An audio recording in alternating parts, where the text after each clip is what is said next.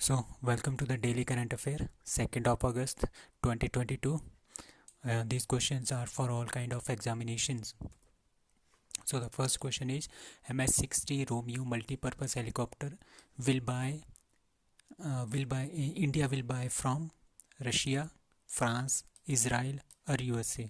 So, the answer is D, that is USA. तो USA से हम क्या खरीद रहे हैं? MH-60 Romeo multipurpose helicopters. ठीक है, और उनको कहाँ पे इंक्लूड करेंगे? Will include in Indian navy. So they are helicopters, they will work in all kind of weathers. किसी भी टाइप का वेदर हो उसमें ये काम करते हैं. So up to 2025 we will receive 24 such kind of helicopters from USA. These helicopters will be added to Indian Navy. Number two, another question is World Athletics Championship. So USA के बारे में बात करते हैं तो USA got rank 1. So Tokyo Olympic 2020, who is at number 1? That is USA is also at number 1. Now we will talk about Project 75. What is Project 75? So Project 75 एक project है to make submarines. किसकी help से? France की help से India बना रहा है submarines. So there are 6 submarines which are being made by this project. ठीक है, एक कलवरी, खांडेरी, खरंज, ये के से है 3, एंड वेला, वागीर एंड वाक्सीर. सो ये सारी की सारी हमारे पास सबमरीन्स हैं जो फ्रांस के थ्रू हम बना रहे हैं. Number 2, to increase the export world trade centre is being established in. कहाँ पे एस्टेब्लिश हो रहा है world trade centre? New Delhi, Pune, Bengaluru और Ranchi. So the answer is D. D is Ranchi. So CM of Jharkhand के CM कौन है?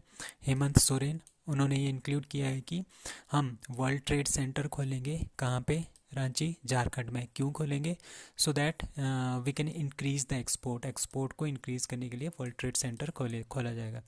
नाउ कुछ और क्वेश्चन हैं लाइक 24 बिल्डिंग, 24 बिल्डिंग की जो हेल्थ ओपीडी सेंटर है वो कहाँ खुला है? जयपुर, राजस्थान में. India's largest sleeping Buddha statue कहाँ पे है? बोध गया, बिहार. सरुल फेस्टिवल कहाँ मनाया जाता है? झारखंड. बोकारो स्टील प्लांट कहाँ पे है? झारखंड में है. हम किसकी हेल्प से बनाया था वो? सोवियत यूनियन की हेल्प से, जो रशिया है आज. Made by third 5 year plan हुआ था उसमें ये स्टार्ट किया था बनाना. नाउ एक्सपोर्ट रेडीनेस रिपोर्ट में 2021 में गुजरात टॉप पे था. और इंडियाज़ बिगेस्ट ट्रेड पार्टनर कौन है? USA.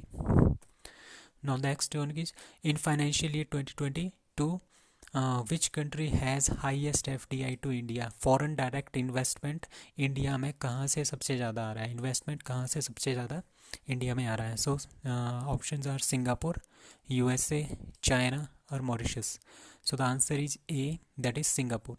So according to the data shared by the government, ठीक है, सिंगापुर से 27% जो FDI है वो सिंगापुर से आ रहा है, 21% USA से और 16% मॉरिशस से. तो आपने ये याद रखना है, सिंगापुर, USA एंड मॉरिशस.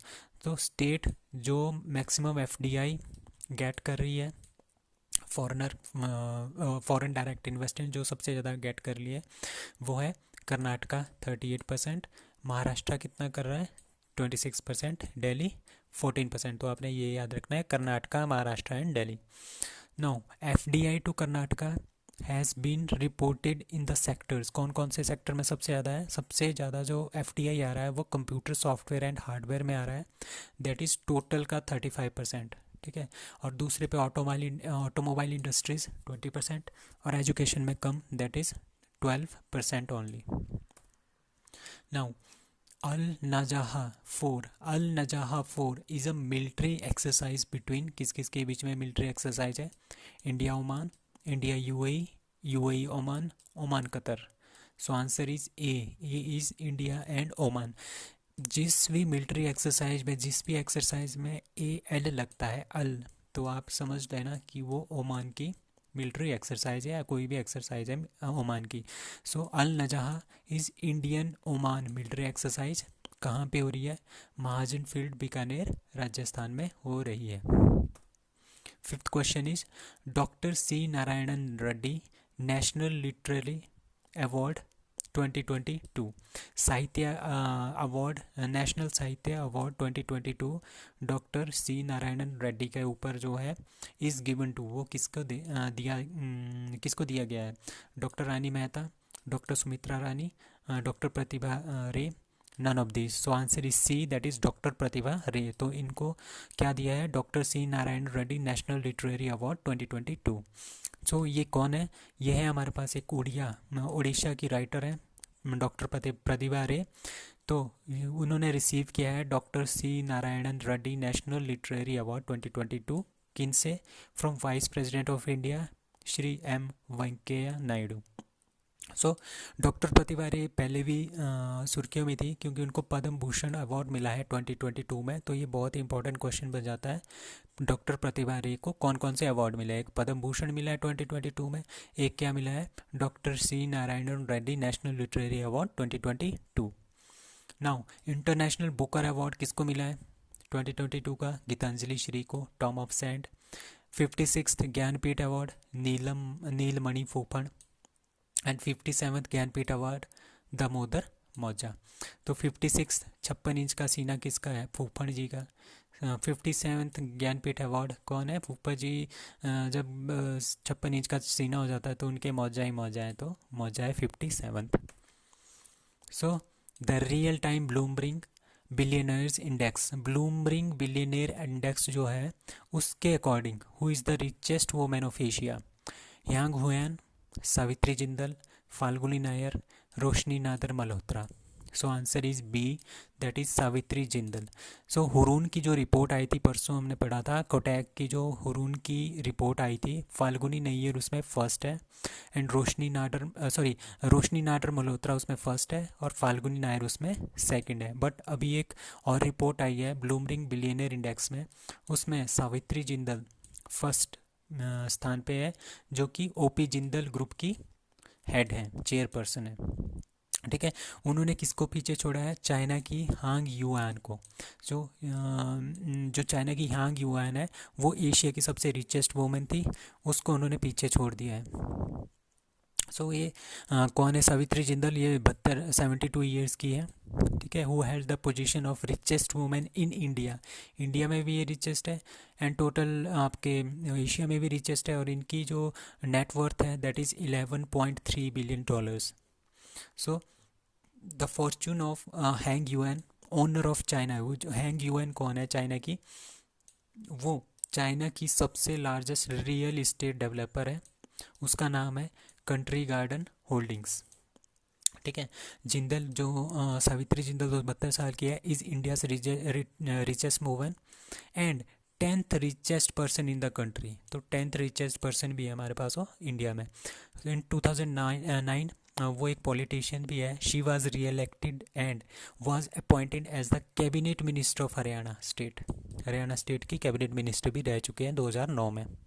ठीक है, तो 7th question is IMF signed extended fund facility with Pakistan. ठीक है, विद विच कंट्री? यहाँ पे with which country?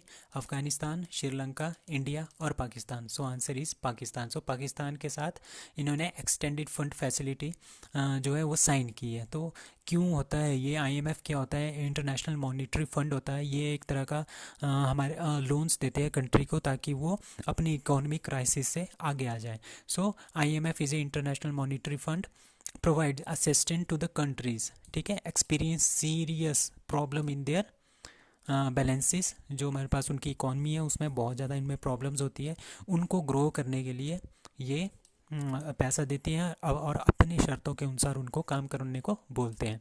So it provides support for comprehensive programmes including policies needed to correct. ठीक है, कुछ एक पॉलिसीज़ होती हैं वो चेंज करवाते हैं उस कंट्री की। तो पाकिस्तान की भी कुछ पॉलिसीज़ हैं जिनको वो चेंज कराएंगी, तभी ये उनको कुछ पैसा देंगे फॉर एक्सटेंडेड पीरियड के लिए। सो जो ये फंड होता है वो 3 से 4 साल तक के देते हैं। तो IMF देगा पैसे to Pakistan for 3 to 4 years. Now, Winbacks 2022 is a bilateral army exercise between India and Laos, Myanmar, Vietnam or Bangladesh. So the answer is VIN, that is Vietnam, Bharat.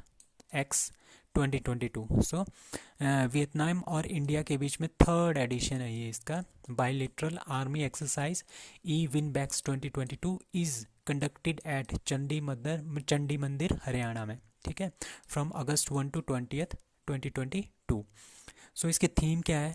Employment and development of an engineer company and medical team as a part of united nation contingent for peacekeeping operations के लिए। कुछ एक हमारे पास यहाँ पे exercises हैं like SLINEX is for India Sri Lanka, SIMBEX is for India Singapore, Mitra Shakti India Sri Lanka, वज्र प्रहार इंडिया यूएसए एंड मालाबार हमारे पास क्वाड कंट्रीज़ के बीच में होता है। क्वाड कंट्रीज़ कौन कौन सी है? India, USA, Japan and Australia, 4 countries हैं, इनके बीच में ये मालाबार एक्सरसाइज होती है। ना ninth one is who won F1 Hungarian grand prix 2022? Max Verstappen, Lewis Hamilton, George Russell और none of this. So answer is A, that is Max Verstappen. तो ये आजकल नंबर 1 फार्मूला ड्राइवर हैं, उन्होंने हंगेरियन ग्रैंड पिक्स 2022 भी जीता है। तो ये हमारे पास किसके हैं? रेड बुल के ड्राइवर हैं फ्रॉम नीदरलैंड, ठीक है। He had won formula F1 2022 Hungarian grand prix 2022। So his overall, ये इनका ओवरऑल 28th रेस विन थी, ठीक है, 28th जीत थी और 10th विन कंटिन्यूसली हमारे पास 10th विन है ऑफ 2022। लेविस हैमिल्टन क्या कौन है? वो मर्सिडीज़ के हैं ड्राइवर हैं, he is from great Britain, stood second, and George Russell Mercedes के ही हैं, ब्रिटेन के, केम थर्ड। सो इनको एक ये भी याद रखना है, ये बहुत इंपॉर्टेंट है, Lawrence world sports award for sportsman of the year 2021 के लिए मैक्स वर्स्टपन को ही मिला है। ना 10th question is .5140 at Dras in Kargil sector has been renamed as. क्या रखा नाम? जो कारगिल में द्रास सेक्टर है, द्रास इन कारगिल सेक्टर, द्रास जो एरिया है कारगिल सेक्टर में जिसको बोलते थे .5140, उनको उसका नाम क्या रखा गया है, क्या चेंज किया गया है? So rocket hill, gun hill, missile hill और bomb hill. So the answer is B, that is gun hill इनका नाम रखा है। तो ये याद रखना, बहुत इंपॉर्टेंट क्वेश्चन है। इंडियन आर्म्ड फोर्सेस पे tribute to the supreme sacrifice of the gunner, ठीक है, गनमैन जो थे, उनके जो ऑपरेशन विजय हो रहा था वहाँ पे जो गनर थे, गनमैन थे, उनको ट्रिब्यूट पे करने के लिए उन्होंने .5140 का नाम क्या रख दिया है? गन हिल, ठीक है। तो 26 जुलाई 1999 को the Indian army announced the successfulness of the operation Vijay, ठीक है, declaring victory after a nearly 3 month long battle with Pakistani troops on the icy heights of Kargil in Ladakh. So इस पॉइंट का नाम हमने क्या रख दिया है? गन हिल के नाम पे रख दिया है। So that's all for today, thanks.